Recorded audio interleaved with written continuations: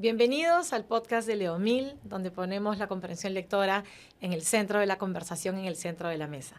El día de hoy tengo el placer de compartir este espacio con Carmen Coloma, la doctora Carmen Coloma. Voy a comenzar contando que he sido estudiante de Carmen cuando estudié educación inicial en la Universidad Católica. Llevé el curso de Desarrollo Humano 1, Desarrollo Humano 2, cursos que considero que fueron fundamentales en la formación para entender cómo se dan los procesos, ¿no? de aprendizaje de los niños, las niñas, los adolescentes. Y luego tuve el placer de trabajar como jefa de práctica de tus cursos, que me vinculó a un grupo hermoso con el cual todavía seguimos en muchísimo contacto, un grupo muy valioso que salió de esa experiencia. Entonces es para mí un honor, Carmen, tenerte aquí, invitarte, y me gustaría que nos cuentes un poco sobre ti, sobre tu formación y tu experiencia en la docencia. ¿Qué es lo que tú le das a los jóvenes profesionales? Muchas gracias, Verónica, y gracias por la invitación y por este conversatorio. Evidentemente, ha sido una experiencia muy rica tener jefe de práctica como tú. Realmente un gran equipo es el que hemos conformado. Bueno, yo tengo una gran experiencia, evidentemente, en todo lo que es desarrollo humano. Con mi formación como psicóloga y después como educadora, he trabajado desarrollo humano como 45 años. Y evidentemente ha habido toda una evolución con toda la información y los estudios científicos que se han hecho sobre este tema. Realmente el tema de desarrollo humano es un tema clave en la formación docente. Y yo diría en toda persona. Reconocer que hay una serie de fases y que en estas fases tenemos que considerar una serie de dimensiones. Porque los seres humanos somos personas que tenemos un cuerpo, ¿no? Biológicamente hablando, pero tenemos que considerar toda la parte genética, toda la parte neurológica, como también la parte afectiva, emocional, la parte cultural, ¿no? El contexto donde vivimos, y también la parte ética. Son diferentes dimensiones de la persona que estudiamos en desarrollo humano. Y reconociendo que es todo un ciclo de vida que termina con la muerte. La muerte es parte de la vida, diríamos nosotros, ¿no? Y por lo tanto el trabajo educativo es importante en todas las etapas de la vida.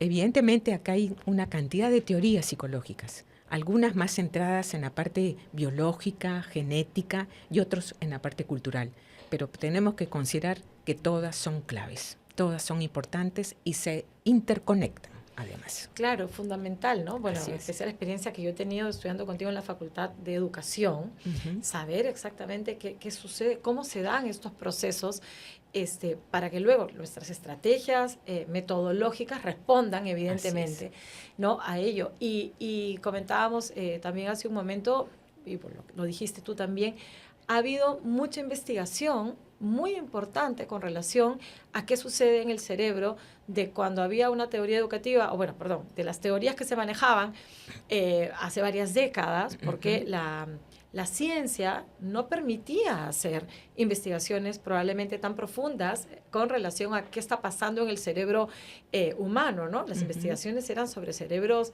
muertos, ¿no? Recién los podían abrir y mirar y un poco suponer lo que pasaba.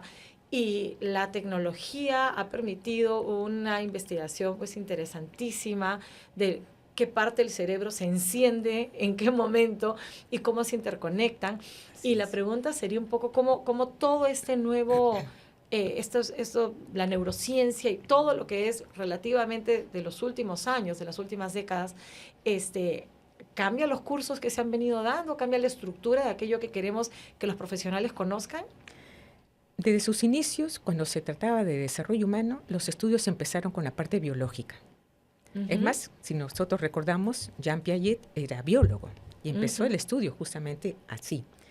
Pero evidentemente se han percatado de que hay otros elementos que intervienen en el desarrollo humano que tienen que ver con el ambiente, la cultura. Evidentemente todo eso está interconectado.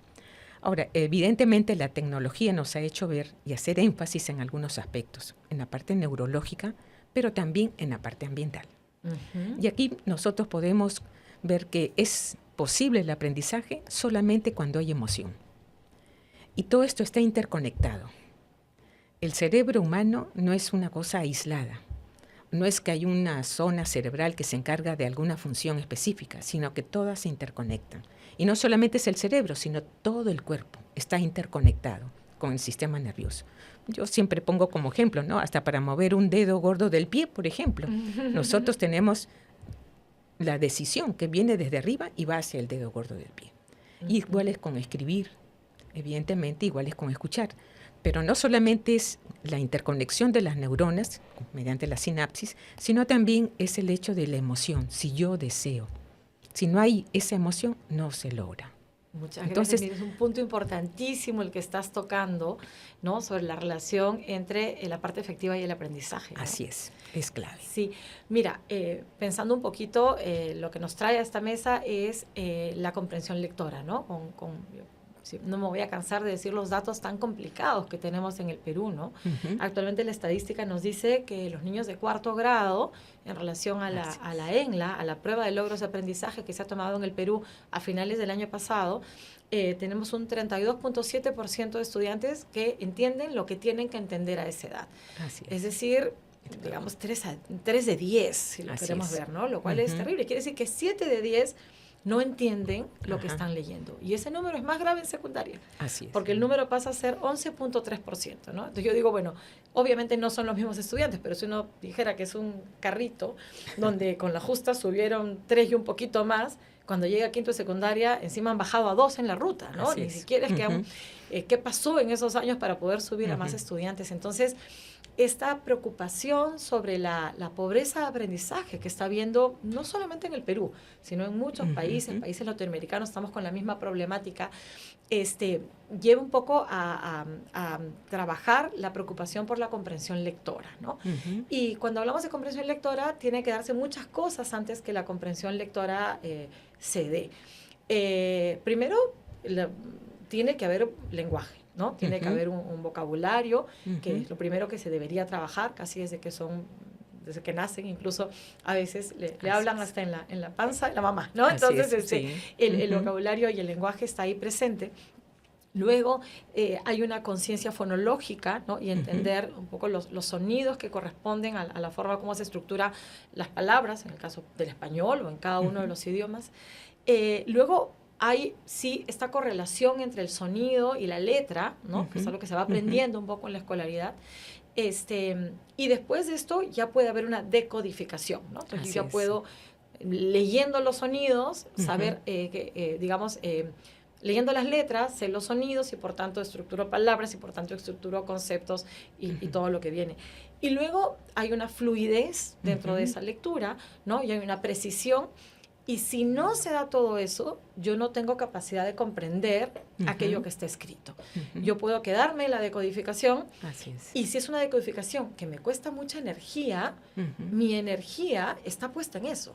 O si no hago caso a las comas o no entiendo lo que es el punto y por tanto no sé cuando una letra mayúscula me indica que está empezando una idea y me quedo enredada en eso, no puedo comprender lo que estaba detrás, ¿no? Entonces, hay todo un proceso, y hemos dicho también en otros podcasts anteriores, que la lectura y la escritura no es algo natural como el lenguaje.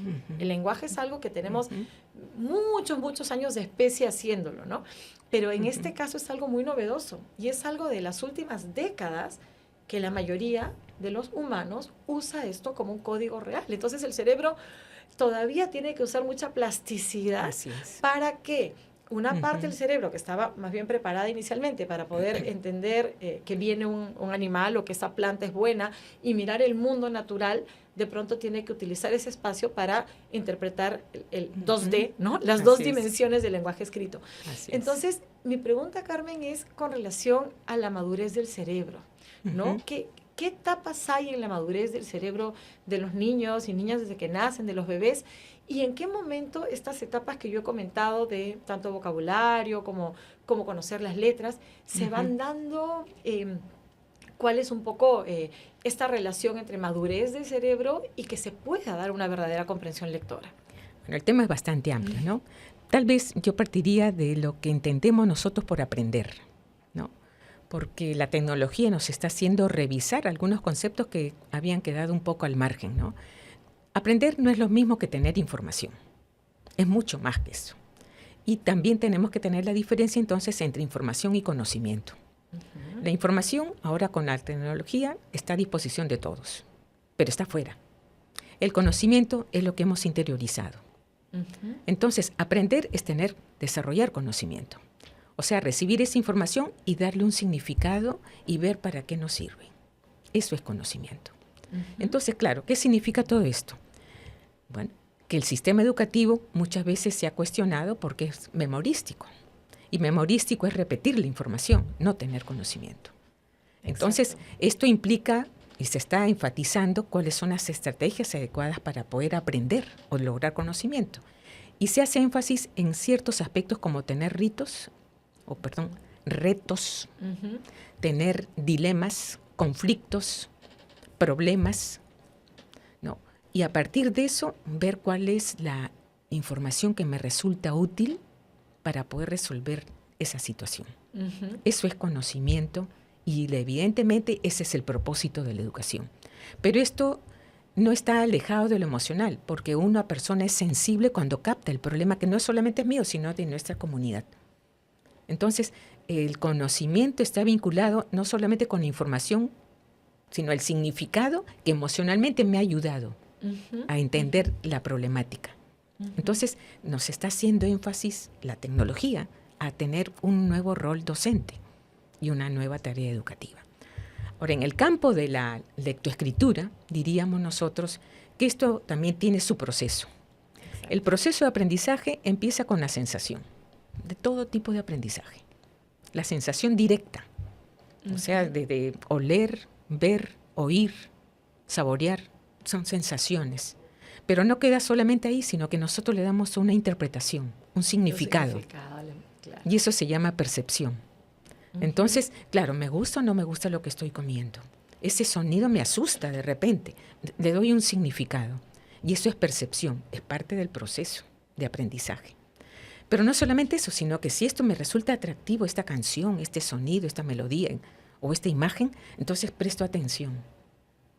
Entonces voy asociando muchas veces lo que percibí, lo que capté con la sensación y le voy dando significado. Entonces, ¿qué pasa con el niño? El niño está descubriendo el mundo. Todo es nuevo, desde que nace. Los sonidos que escucha, la mirada que tiene la mamá, la sonrisa que le hace la tía, la abuelita, en fin, todo eso es nuevo y el niño está observando. Pero claro, depende cómo lo estamos tratando, cómo le estamos hablando, cómo lo estamos mirando, le va dando significado.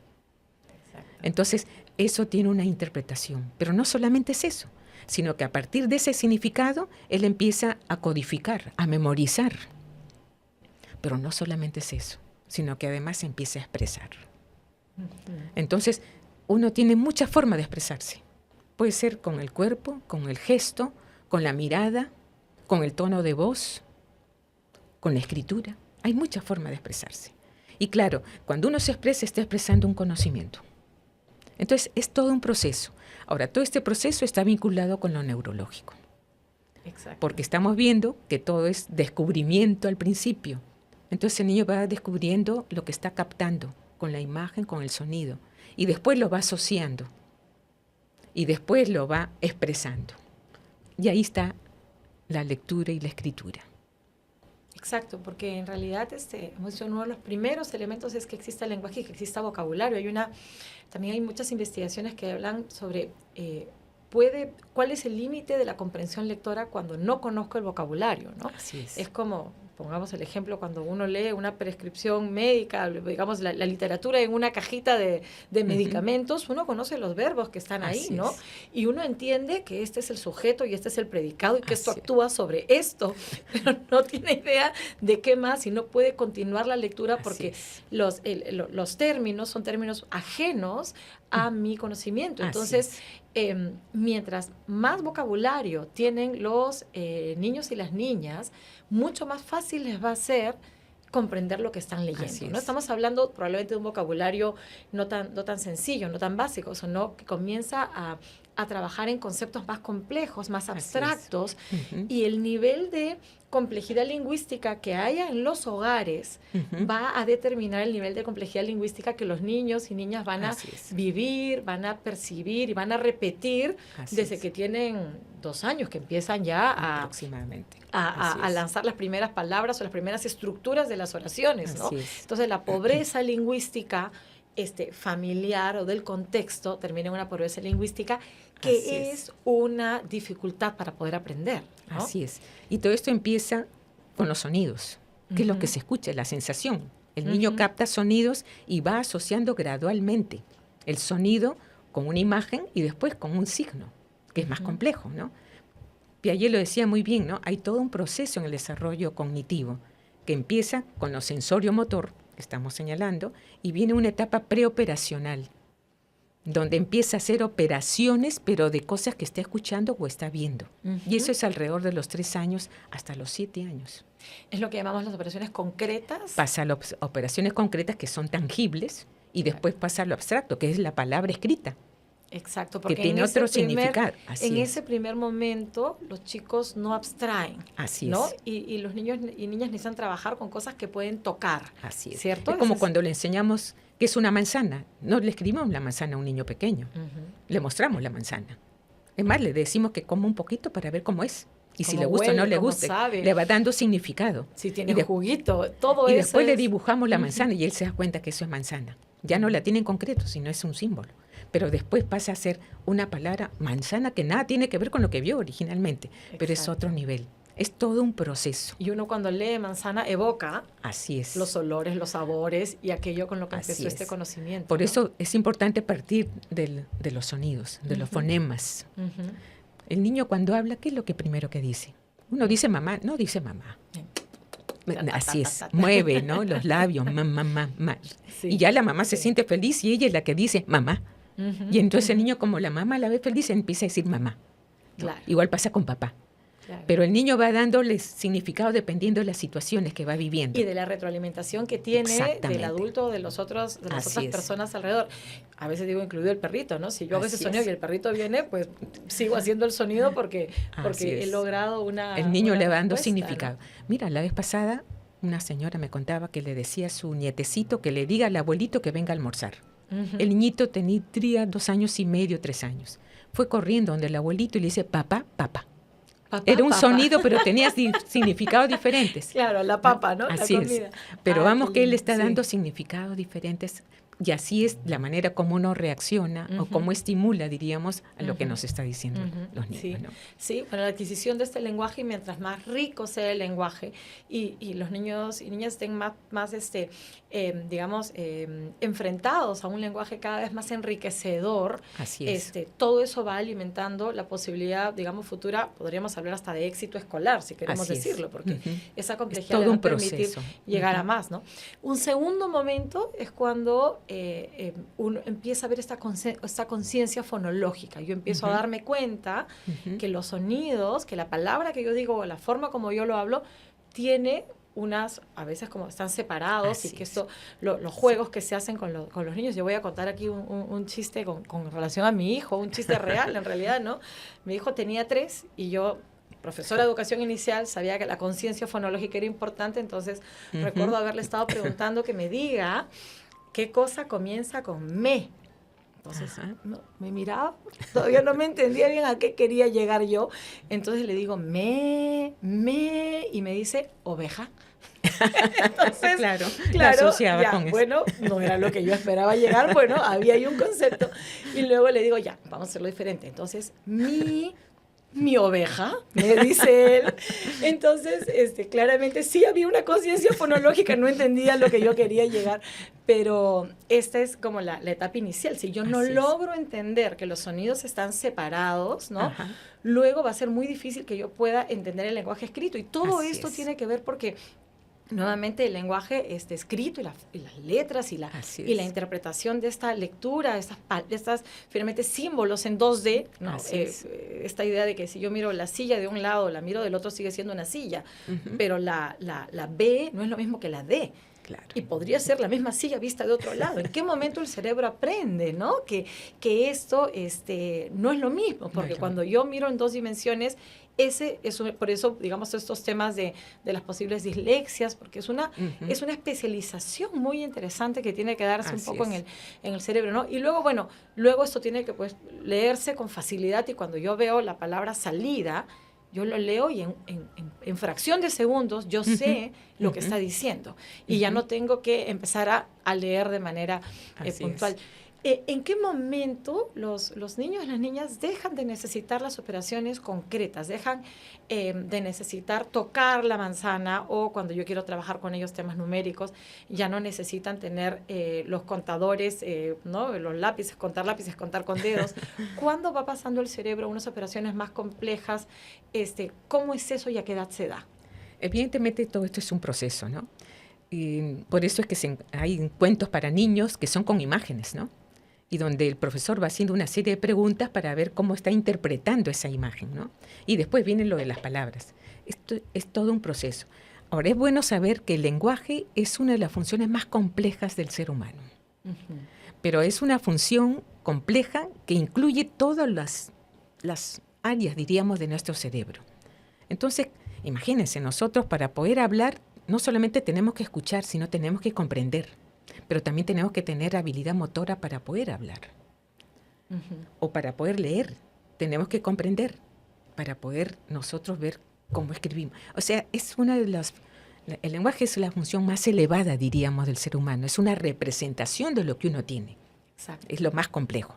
Ahora, ¿cuáles son las edades? Evidentemente la edad inicial es clave. Porque ahí se está formando, ¿no? Está estructurando el sistema nervioso y lógicamente empiezan las combinaciones, las relaciones de todas las partes del sistema nervioso. Ahora, ¿cuándo se logra? Bueno, algunos especialistas señalan que alrededor de los 13 años aproximadamente, otros hablan hasta los 25 años. Wow. ¿No? Lo bueno es saber que es muy plástico en nuestro cerebro y siempre estamos en un proceso. Algunos dicen que nunca se termina, que por eso hay que hacer ejercicios hasta en la etapa adulta y la vejez. ¿No? Posiblemente, pero la etapa clave es la infancia y hablamos hasta alrededor de los 7 años donde empiezan las representaciones para hacer las escrituras, pero además es la etapa donde empieza el conocimiento de las normas y las reglas, la gramática. Claro, las normas y las reglas de la vida, pero las normas y las reglas también para la escritura.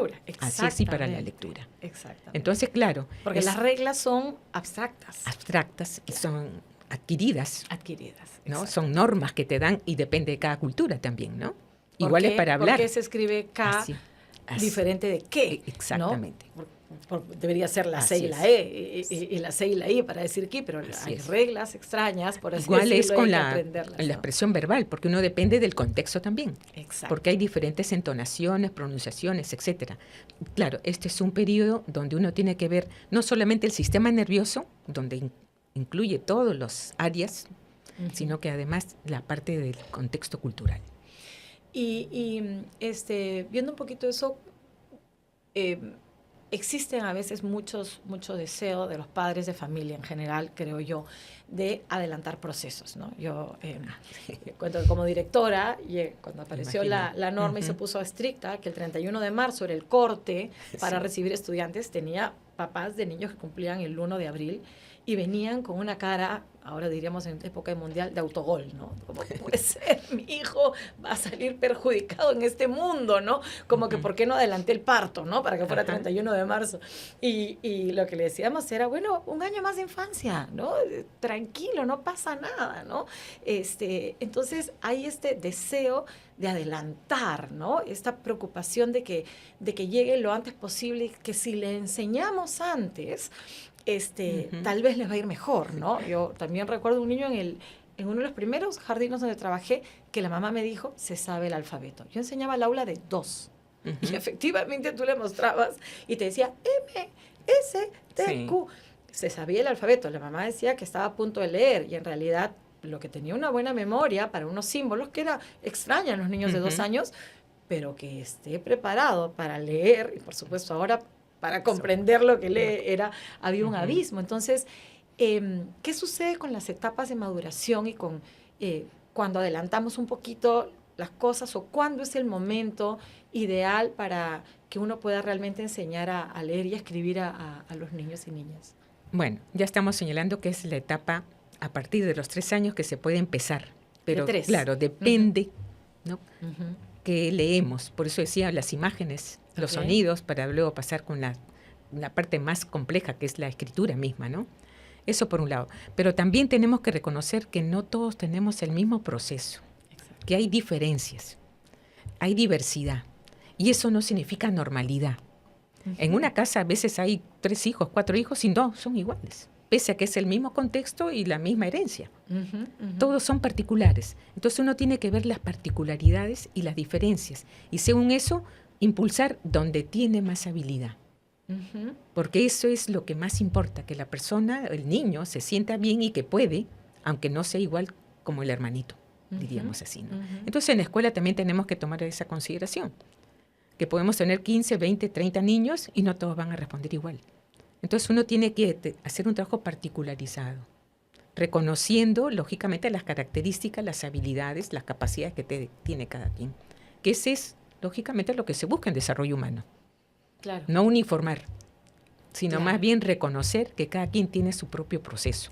Y donde hay aspectos, lógicamente, neurológicos, pero también otros aspectos que dependen del contexto y del trato y del vínculo, el estímulo que se le da. Claro, cuando yo como profesional de la educación sé cuál es por dónde va a transitar cada uno de mis estudiantes en términos de este proceso de maduración, me corresponde reconocer dónde está y saber cómo empujarlo a la etapa siguiente, ¿no? Y no tratar de uniformizar. Y eso se da en toda la vida, no solamente en la escuela. Yo lo digo porque en la universidad veo diferencias. Y también veo estudiantes con ciertas capacidades que otros no tienen. Entonces uno trata de impulsar donde cada quien tiene mayores posibilidades, ¿no? De hecho, incluso en el Perú no hay repitencia en primero de primaria, porque se entiende que el proceso de lectoescritura, que básicamente es el que más desafío da, puede lograrse hasta los 7 años, ¿no? Así es. Hay centros educativos donde desde los 5 los chicos ya están familiarizados, o desde los 4 con las letras, con los sonidos, obviamente con la conciencia fonológica, que eso es realmente lo que toca durante el inicial, pero uno puede ir trabajando estos procesos. Lo importante es que permita que cada uno llegue, cada estudiante llegue en el momento en que le toca llegar, ¿no? Así es. Yo recuerdo una maestra en el colegio me comentó y me dijo: este fin de semana Lucía aprendió a leer. Y entonces era septiembre, ¿no? Y me dijo, venimos trabajando, el primer grado de primaria, ¿no? Venimos trabajando todas las letras y los sonidos, pero el fin de semana algo pasó y su cerebro conectó todo y ella llegó el lunes leyéndolo todo, ¿no? El viernes se había ido, digamos que tratando de decodificar, pero el lunes su cerebro, digamos como que la lectura explotó en su cerebro. Y claro, lo lindo era acompañar a una maestra que vivía esto con tanta alegría, con tanta paciencia en el buen sentido del proceso de maduración, porque claro, septiembre de primer grado tú podrías decir, me preocupa que ya vaya a cerrar el año y no lo haya conseguido, ¿no? Era una muy buena maestra que entendía cada proceso. Y recuerdo no solo la cara de alegría de Lucía por leer, sino la cara de alegría de la maestra, de sentir cómo ella había sido parte de este momento tan lindo, ¿no? Así es. Y hablando un poco como de maestros y todo, y yo recuerdo también en mi época, cuando llevaba los cursos contigo, que uno de los primeros temas que veíamos era la herencia versus el ambiente, ¿no? Y todas las teorías que habían existido. Recuerdo que había una, la teoría de que los niños eran adultos en miniatura, ¿no? Y se les vestía incluso como adultos en miniatura, ¿no? Adultitos chiquititos. Y cómo eso ha ido un poco cambiando, pero... ¿Qué hay ahora? ¿Qué se dice ahora con relación a esta combinación? ¿Qué prima más? ¿Con lo que venimos? ¿Con lo que nacemos? ¿Es el ambiente? Y por eso me evocaba la historia de esta maestra, porque finalmente la maestra es ambiente, de alguna manera, ¿no? ¿Cómo es este punto medio? ¿Qué sucede con esto? Es cierto, inicialmente eran teorías que se oponían y reconocemos verdaderamente esas teorías, pero nos hemos percatado con el tiempo de que hay teorías que son intermedias, que son válidas ambas, pero que tenemos que tomarlas en consideración porque están interactuando constantemente. A mí me da mucho gusto estudiar Piaget, que habla de todo un proceso, pero que no es necesariamente y exclusivamente biológico. Y él era biólogo. Pero por otro lado me gusta estudiar a Erikson y a Freud, que ven la parte emocional y la parte social. Bueno, y ahora se hace énfasis en el constructivismo, que todo se construye. Pero claro, todo se construye tomando en cuenta también la parte biológica. Exacto. Entonces todo esto está interactuando. ya no podemos hablar de oposiciones, sino que son válidas todas y nos permiten comprender realmente el proceso de cada persona. Antes era excluyentes y lógicamente había toda una oposición que hacía difícil la comprensión, pero ahora vemos que esto no puede ser opositor. Y cuando hablamos de lo biológico, también hablamos de elementos que pueden no haber sido heredados, ¿no? Pero hay elementos biológicos con la preocupación que existe ahora de la anemia en el Perú. Así es. ¿No? Es un tercio de los niños peruanos tienen anemia y está comprobado que esta carencia de hierro trae problemas para el aprendizaje y por tanto no es que los niños no puedan aprender, pero están en tremenda desventaja, ¿no? Así es. Finalmente es también un factor biológico, ¿no? De alguna manera, ¿no? Sí. Y estos son estudios que se vienen realizando desde hace más de 40 años en diferentes contextos y donde se constata que la falta de hierro estaba produciendo bajo rendimiento académico. Y no solamente eso, sino que lamentablemente a veces hay bajo rendimiento académico por anemia, pero ¿qué pasa con el profesor? Ve el bajo rendimiento y descalifica al estudiante. Exacto. Y no se da cuenta que es un factor biológico, ¿no? Y entonces hay dos factores ahí, el ambiental, cultural, por parte del docente y también la parte biológica. Claro. Entonces tenemos que ver qué hacemos, culturalmente hablando. Sí, porque además... ¿Cómo cambiamos lo biológico, diríamos en este caso? Porque además los niños no solamente es que no aprenden, sino que se duermen en el aula. Así es. Entonces, no claro, el profesor podría, desde un lado ambiental, decir cómo es posible, es estudiante, ¿no? Y hacer una, digamos, reprimenda o exigir. Y en realidad las condiciones biológicas están siendo de desventaja, ¿no? Y no solamente en niños. En esta época estamos hablando también de problemas de jóvenes, adolescentes, ¿no? Que muchas veces no tienen las condiciones biológicamente hablando como para poder aprender. Claro. Entonces ahí tenemos que ver, bueno, cómo hacemos desde el ámbito social, cultural, educativo, ¿no? Porque finalmente lo educativo tiene muchísimo que ver con otras condiciones que tenemos como país, ¿no? Y el número de un tercio es un número altísimo, pero el número crece más y llega a ser 4 de 10 o 5 de 10 en Puno, en Loreto, ¿no? Entonces, la mitad de una población, de toda una región, está con dificultades para poder seguir el aprendizaje. Estamos hablando de lectoescritura, pero en realidad todos los aprendizajes, ¿no? Y claro, esa es una preocupación que habría que enfrentar de manera articulada, ¿no? En muchísimos sentidos. Entonces levantamos la bandera de la comprensión lectora y empezamos a encontrar que hay carencias que no corresponden, si queremos llamarlo, al campo educativo, ¿no? Pero que, bueno, en realidad están ahí presentes. Sin embargo, hace poco, en una de las visitas que hice con mis estudiantes de la universidad, acompañando a visitar propuestas educativas, fue muy interesante ver cómo en una escuela pública, el director, cuando hizo la presentación a los estudiantes, habló muchísimo de todos los esfuerzos intersectoriales que se hacen con los otros ministerios para garantizar alimentación. Eso, claro. ¿No? Y, y por eso digo, no es educativo, pero sí es un poquito educativo, porque si hay algo a lo que los estudiantes van es a las escuelas. Así es. ¿No? Probablemente van más a las escuelas que a las postas médicas, ¿no? Que hacerse un control digamos, de salud o de otras instancias. Entonces, la escuela tiene también ese rol de ayudar con estos vínculos intersectoriales para garantizar que los chicos estén bien alimentados, ¿no?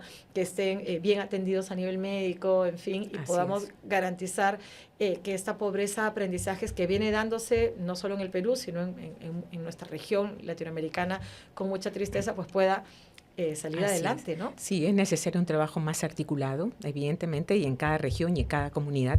No sentirse aislado. Yo creo que el profesor, además de eso, puede prevenir problemas en la formación que brinda, pero lógicamente necesita trabajar con otro tipo de especialistas, ¿no? Y lógicamente fortalecer ese trabajo comunitario, porque muchas veces es aislado y eso agudiza la situación, ¿no? Entonces acá tiene que haber un trabajo más articulado y interdisciplinario también, ¿no? Exacto. Carmen, para ir terminando, nos escuchan docentes, estudiantes de educación, estudiantes, familias.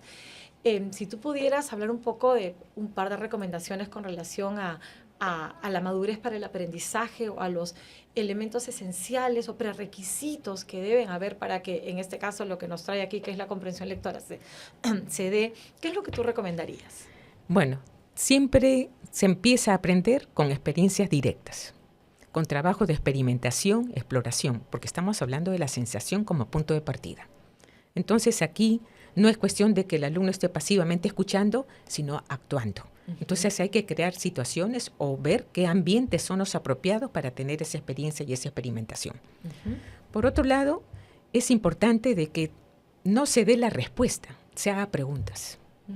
O sea, no es por qué hiciste tal cosa y señalar que es un error, sino hacer pensar al alumno, al niño, ¿no? ¿Por qué está haciendo eso y cómo sería mejor? ¿Cómo lo podría hacer? En fin, alternativas que nos debe dar respuesta el niño. Por otro lado, tiene que ser como un juego, como disfrutar con lo que se hace. Y esto toda la vida, no solamente cuando se es niño. Uno aprende cuando se siente contento, cuando es algo agradable. Entonces ahí tenemos que ver cómo hacemos para sentirnos bien todos, ¿no? Y esto hasta en la etapa de la vejez, ¿eh? Por otro lado, en este caso específico de lectoescritura, empecemos siempre con los sonidos, la forma como hablamos, cómo nos responden y preguntarnos si es así, escuchar música, bailar, expresar. El lenguaje es expresión, entonces hay muchas formas de expresión. El arte ayuda. Entonces tenemos que ver, ¿hacemos dramatización o cómo cantamos o cómo lo decimos? ¿Qué nos parece esta canción? Tenemos que ver eso. Y lógicamente después pasaríamos a las imágenes, las representaciones, ¿no? Y luego ya lo que son las palabras con los cuentos, pero empezando justamente con imágenes, con sonidos, para pasar luego a las palabras y después a los números. Sí. Porque son signos. Es algo más elaborado, mucho más complejo. Es todo un proceso. Sí, sí. Y como dices tú, ¿no? Comenzar con lo básico, y a veces pareciera, si uno le dice, por ejemplo, a una mamá, a un papá, mientras más le hables a tu bebé, mejor le va a ir en el colegio, pareciera que es como muy distante, ¿no? Sí. Y decir, no me entiende, ¿no? El bebito no me entiende, ¿no? Pero hablarle es iniciarlo de la manera más cercana con el mundo del lenguaje, con ampliar el vocabulario, y esta ampliación de vocabulario trae, sí es un predictor de mejorar la comprensión y mejorar los aprendizajes, ¿no? Por eso ya se recomienda en muchos países que no se use el celular, con niños porque pequeños, no hay comunicación. Exactamente. Y tiene que ser directa, tiene que ser con experiencia directa. Entonces nosotros tenemos que retomar eso, que es clave. Porque si no, es como dar un salto. Querer pasar a lo abstracto sin haber tenido la experiencia directa. Va a ser imposible. Y por otro lado, que los bebés y niños que se ensucian. Esa es la experiencia directa, ¿no? Mejor que no, porque la ropita, bueno, ponle un buzo sucio o ensuciable, ¿no? Y permitamos que estén en el piso, que toquen, que experimenten, que efectivamente, porque si no hay eso, el cerebro no hace todo el camino que tiene que llegar. Hay que crear espacios para ese tipo de actividades. Exactamente, ¿no? Empieza desde ahí. Me estoy recordando una experiencia, un sobrinito pequeño. Yo había hecho pintar la casa, pero que llegó, mi sobrinito cuando llegué a casa me dijo que vea algo que le había hecho. Estaba de 2, 3 añitos. ¿Qué había hecho? Había pintado la pared con plumones. Y él feliz me decía, mira lo que he hecho. Y yo, que había pintado la casa, me quedé sorprendida. Pero cuando me dijo, es para ti. Entonces ya no tuviste con eso. Me di cuenta que tengo que crear un espacio. Entonces ya le ponía papelógrafos para que él pueda pintar. Cuando yo regrese me mostrara todo lo que había hecho, ¿no? Entonces tenemos que crear los espacios y tener la disposición, ¿no? Como para poder disfrutar con el niño de lo que se está aprendiendo. Exactamente. Así. Bueno, Carmen, ha sido un gusto conversar contigo, un placer invitarte. Este ha sido otro episodio del podcast de Leomil, donde ponemos la comprensión lectora en el medio de la mesa, en el centro de la conversación. Muchas gracias. Hasta una siguiente oportunidad. Gracias a ti.